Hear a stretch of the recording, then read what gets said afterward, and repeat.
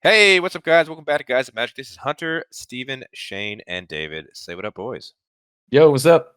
Hello. What's up, nerds? We are back. This time we're coming at you with a smaller video. We're just going to be talking about the brand new legendary creatures from Phyrexia. All will be one, except they are the ones from the Precon commander decks. So let's go ahead and just get started with these commander grades on these guys, with the first one being Ixhel, Scion of Atraxa. Ixhel, Scion of Atraxa is 1, a white, a black, and a green for a 2/5 legendary creature, Phyrexian Angel. It has flying, vigilance, and toxic 2. It's also got corrupted, which means at the beginning of your end step, each opponent who has 3 or more poison counters exiles the top card of their library face down. You may look at and play those cards for as long as they remain exiled, and you may spend mana as though it were mana of any color to cast those spells. Shane, you did the upgrade for the Corrupting Influence deck, which this was the base commander of. What do you think of this as a commander itself? After playing this deck, the commander really didn't do much for me, honestly. The deck itself is very fun, and I had a lot of fun building, like upgrading it and playing it against the homies. But then this card, it only came out like 2 or 3 times, and when it did come out, I don't know. It went after like one person because I wasn't able to get corrupted on more than one person at a time, pretty much. I mean, that might have been user error, but yeah, it really was. I don't know. It was kind of underwhelming, but the deck as a whole performed well, in my opinion, if that makes any sense. Yeah, I saw this as like the first real look, like if Toxic is good as a commander, right? A commander deck based around the Toxic mechanic. Definitely not as good as Infect. However, No. the Toxic ability is cool because it still does that damage. You still are allowed to block with your creatures and not have the ability to maybe have your creatures die. And it does damage to other opponents' creatures as well instead of those Infect. -1/-1 counters, yeah. No, it just felt like a slower. Obviously, they wanted to slow down the infect as a whole, but it was a little slow. Yeah, I think with Toxic 2, though, if you have anything else in the deck itself, I think you're able to get the value from that second trigger pretty quickly off of at least one person. Yeah. I was not really high on this card. I Keep mean, telling don't me. get me wrong though. I mean, 4 mana for flying, vigilance, and toxic 2 is really cool, but it literally, the corrupted thing where you have to have 3 or more poison counters, it just kind of like stops me from wanting to play it. I mean, I get it. Obviously, you're building this deck to the point where you're trying to put a bunch of toxic stuff and then proliferate. I think that there was you have to build this deck in one very specific way, and you kind of have to follow that way. I don't know. I wasn't really high on it. 2/5 though, solid. I do like that. I feel like they really wanted to differentiate Toxic from Infect, and I think that in doing so, they made Toxic weaker than what it probably should be. This is a deck that wants to play aggressively, but it also has to hit and kind of equally damage all opponents in order to do anything, which is the opposite of playing aggressively. So to me, it's like this is a deck that wants to do things, but isn't set up to do that thing well, if that makes any sense. Makes sense. I After got playing you. it makes sense. You're trying to spread the love rather than nuke one opponent with infect. Yeah, and like I don't know. I generally prefer the strategy where if I'm playing aggro, I know that this is kind of an asshole move, but I do like to be the bully where I will attack one specific player again and again and again and again until they are dead, and then I will move on to the next player. That way I'm not drawing just hate. me then. You do the exact same thing with me, Hunter. But the way that this card encourages you to hit everybody, I'm not here for it. I'm actually not high on this card at all. I mean, I guess just to add before we move on to the grades, I mean, I think it's kind of really cool because there are cards in the set, especially in these colors, that will add toxic to your current toxic creatures. So I mean, there's definitely ways to maybe possibly give Ixhel Toxic 3, so that way right at the beginning of the end step on the turn, that either she comes down with haste or the next turn you're able to start using that second ability. So I mean, there might be some extra fun to be had, I guess. Yeah, for sure. So let's move on to the grades. We're gonna start with you, Shane. You did the upgrade for it. What have we given it as a grade? I'm gonna just give her a middle of the road. Maybe I didn't play her as well as I should have, so I'm gonna give her a C. The deck, though, as a whole, was very fun. I'm gonna join you there. I'm giving this a C. I'm gonna give it a C as well. I mean, middle of the road for me. I think, to be honest with you, the fact that it did have so many keywords on it was probably the only reason I didn't go in a little lower. I'm actually going to be the oddball here. I am going to give this a D. I think that this probably could have used quite a bit of buffs. Either lowering the number of corrupted, like the number of poison counters your opponents need for its abilities to trigger, or like an increase in power on the creature. Fair. Well, the average for Ixhel is going to be a C. Moving on to the other commander of that Corrupting Influence deck. This was Vishgraz, the Doomhive. Vishgraz, the Doomhive, is 2, a white, a black, and a green for a 3/3 legendary creature, Phyrexian insect. It has a menace and toxic 1. It says when it enters the battlefield, create 3 1/1 colorless Phyrexian might artifact creature tokens with toxic 1, and this creature can't block. Vishgraz gets +1/+1 for each poison counter your opponents have. Let's start with David on this one. Kind of the same argument that I've already been making about many of the toxic creatures. Toxic is not a mechanic that I'm very impressed with. I get it. Yeah, you make mites, but those mites, they can still be blocked. And I think in most cases, they probably are. So it's kind of cool in that like you can build this as maybe aristocracy because he gives you tokens. I'm not afraid of the mites, and I'm not afraid of the toxic. I think this card probably could have benefited from having a higher toxic. In all fairness, I think this could have had toxic 3 and still just been an okay card. I think I think it's cool because it bumps when you're giving other people poison. But you're gonna lose the bump when one of those players die. And then I'm kind of in the same boat with you, David. I think this should have had more than just toxic 1 on this card. I get that it has menace and it's able to get in, but it's pretty not in favor of doing a lot.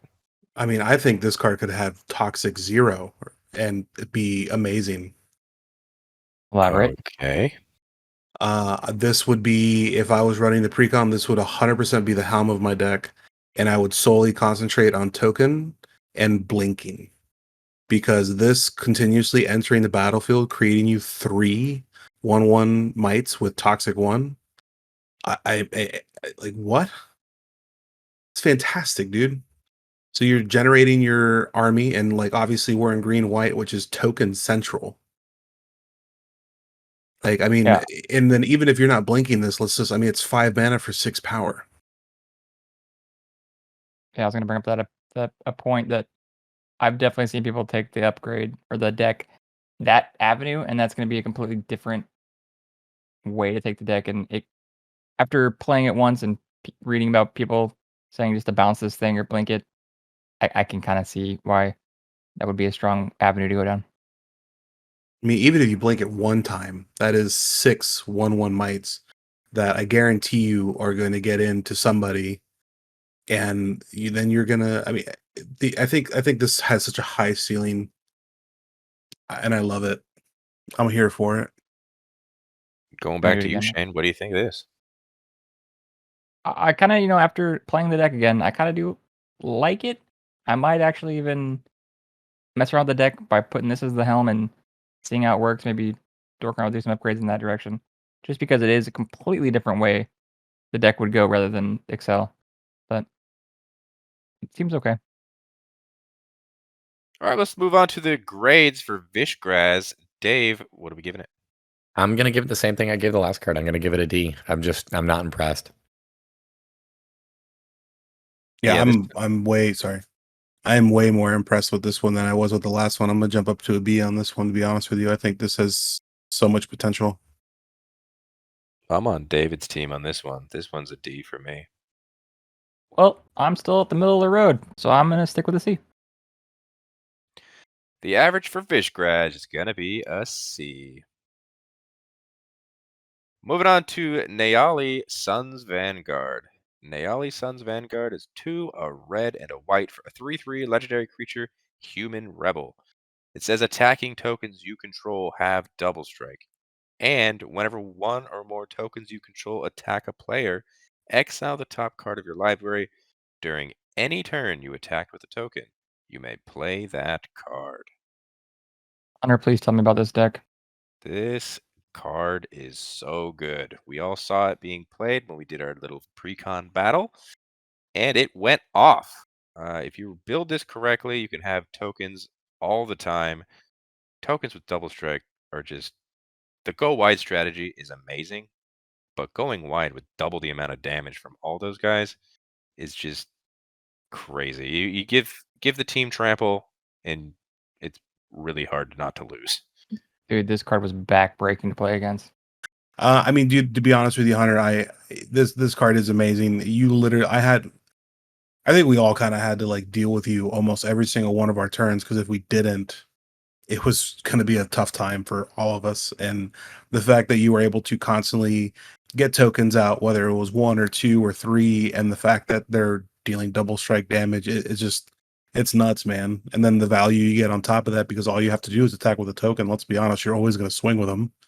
And then you can play the top card of your library. I mean, this card's really good for 4 mana. That's all I got to say. I just don't understand this card. And the reason why I don't understand it is because like this is the face card of one of the precons, and we just talked about the face card of the other precon. This is cheaper and more impactful, and just it feels so much more powerful than the face card of the other precon that it blows my mind. And it makes me wonder, like, did they think Toxic was going to be way too powerful, or people were just going to have a bad time and have a bad taste in their mouth for playing against like an infect poison strategy or something? Because Neyali is insane. This is a win con that drops on turn 4 that you're going to have to deal with, and you're never allowed to let this player cannot go to combat. Oh, they do all the time. Let me tell you, and you were there. Oh, I know, but that's the thing is like you can never have this player go to combat. Neyali is not allowed to be there, because if Neyali is, the deck is insane. Yeah, it's really good. And real quick, David, what you said earlier, you said cheaper. Do you just mean is a less of a color? Because they're both 4 mana total. My apologies. They're not cheaper, but I mean, you know what? In a sense, I kind of view this as, yeah, it is a little bit cheaper. It's easier to cast. It's only 2 colors, whereas the other one is 3. So yeah, I'll give it to him. I do think that Neyali probably still going to drop sooner, and whenever it does, it's impactful immediately. Yeah, the amount of board wipes we had to do was insane. We had a board wipe on like every turn. All right, let's not fucking blow Hunter's fucking ego I too know, hard here. I know. I mean, the deck is insane. I don't know what else to say about this. It wasn't the pilot. Let's move on to the grades then, shall we? I'll start. I gave it an A. Let's just do this quickly. For me, man. Let's do this quickly. Come on, Hunter. Steven, go. A. David. This is unanimous. This is an A. This is an A. Neyali, Sun's Vanguard, a Boros card, gets an A from everyone. His average grade here is an A. I don't know if all 4 of us have ever given a card an A. I don't think we've seen a card like that before. Boros card, for that matter. I think this is, I mean, Hunter, do you need a minute? I mean, moving on to the final card. This is Otharri, Sun's Glory. Otharri, Sun's Glory is 3, a red and a white for a 3/3 legendary creature Phoenix. It's got flying, lifelink, and haste. It says whenever Otharri attacks, you get an experience counter. Then create a 2/2 red rebel creature token that's tapped and attacking for each experience counter you have. You can also pay 2, a red and a white, tap an untapped rebel you control. Return Otharri from your graveyard to the battlefield tapped. Oh. I'm not going to start this one, so we're going to move it to Steven. Oh, perfect. I mean, I can't say much more about. I think this deck was super strong, man, because both commanders have amazing abilities. I really do like this card just because A, it's flying, B, lifelink, C, haste. So it is able to hit as soon as it gets on the field. It is gaining you 3 life. Not only is it gaining you 3 life, but it's getting you an experience counter and creating you a 2/2 rebel. More synergy. If this dies, you can just pay 4 and then tap that rebel that you created and then just return it from the graveyard to the battlefield. Sure, it's tapped, but guess what? You get to untap at the next untap step on your turn. The synergies with this deck are insane. Yeah, it's pretty nuts. You do have, like, I didn't want to build this in the deck because the deck was all about creating tokens, so this didn't really helm the deck. But if you wanted to build around this card, it's fantastic. You can put 49 other rebels in this color to never really have to do command attacks again. It's cheaper than the original cost, which I thought was pretty nuts. I know it goes to the graveyard, but this is wonderful. Yeah, I feel like you could have literally interchanged those commanders in the Precon, and you would have had a good time. I mean, they are a little bit different. This one is a token producer, whereas the other one is like a token payoff. But I mean, they're both fantastic cards. Agreed. Do you have anything else to say about this card, David? Not really. I honestly think that both of the Boros options are just so much better than the toxic options. It's just crazy to me that these decks were designed to play against each other. Yeah, I get it, David. Yeah, usually you would see strategies that are kind of opposite of each other, but these were nowhere near what each other did. It's weird. I mean, even just like looking at it for face value, if you play Otharri up against the Ixhel deck, Ixhel never gets in because it's not big enough to actually deal with Otharri. Otharri will just gain life. And then in the case that Ixhel can get in and start proliferating, Otharri's making more experience counters that way. So like you don't even want to proliferate those the poison counters. Yeah, that's a dumb change. It's just like the decks seem so poorly aligned that I don't know. Othari's really good, though. Let's move on to the grades. Steven, what are you giving it? I'm gonna just shoot up straight to a B, man. Yeah, I'm right there with you. It's not as good as Neyali, I don't think. Still really powerful. This is a B. This is a B.